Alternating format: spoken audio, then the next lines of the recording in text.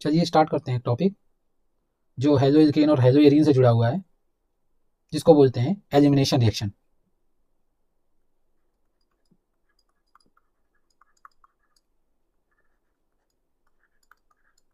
Elimination reaction, यहां हम elimination reaction को hello arenes and halo alkane से कनेक्ट कराएंगे।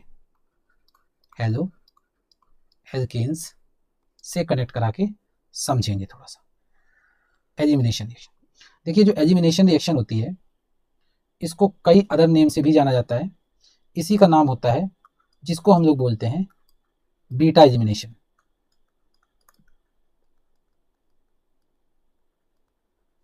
Beta elimination reaction. इसी बीटा एलिमिनेशन रिएक्शन को एक और नाम से भी जाना जाता है डिहाइड्रो हैलोजिनेशन रिएक्शन। आइए इसके बारे में कुछ चीजें सीखते हैं, ये रिएक्शन क्या होती है और किस तरह से प्रोसीड करती है, और इसको बीटा एलिमिनेशन क्यों बोलते हैं। देखिए, अगर हम एक यहाँ पे कंपाउंड लें जिसको कुछ इस तरह से दिखाएं C और ये X, और ये रिएक्शन कराएं KOH के साथ में, KOH ले सकते हैं या NaOH ले सकते हैं या C2H5ONA का यूज कर सकते हैं। यहाँ ध्यान में रखें कि जो KOH या NaOH को हम यहाँ पे लेते हैं वो एल्कोहलिक लेते हैं, ALC, ठीक है, क्योंकि यहाँ दो तरह का केमिस्ट्री में हम लोग KOH या NaOH यूज करते हैं, एल्कोहलिक या NaOH, एल्कोहलिक या एक्वस। ये एल्कोहलिक KOH और NaOH का फंक्शन थोड़ा सा डिफरेंट होता है। चलिए थोड़ा सा आपको हम उस फंक्शन के बारे में भी बता देते हैं, इसमें क्या डिफरेंस है।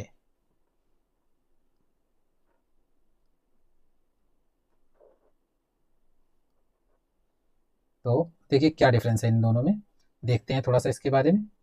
देखिए, अगर आप किसी रिएक्शन में सपोज दैट यहाँ पे हम एक रिएक्शन कराएं CH2Cl सिंगल बॉन्ड CH2Cl, ठीक है, और यहाँ पर हमने उठाया KOH और एक्वस।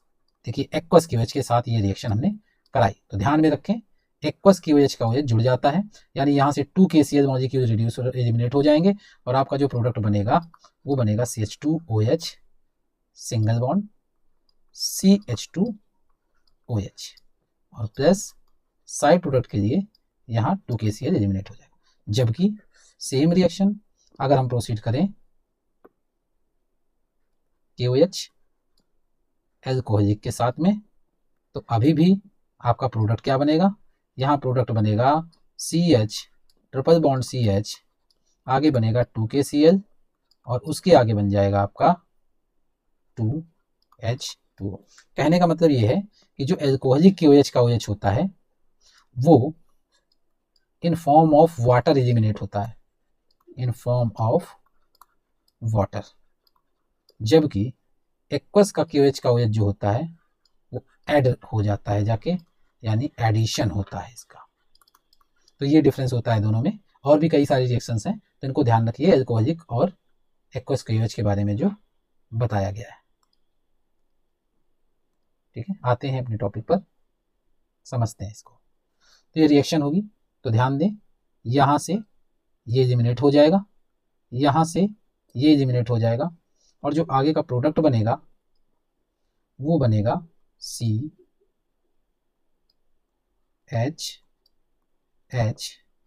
डबल बॉन्ड C, ये हमारी एल्कीन रिपोर्ट हो जाएगी,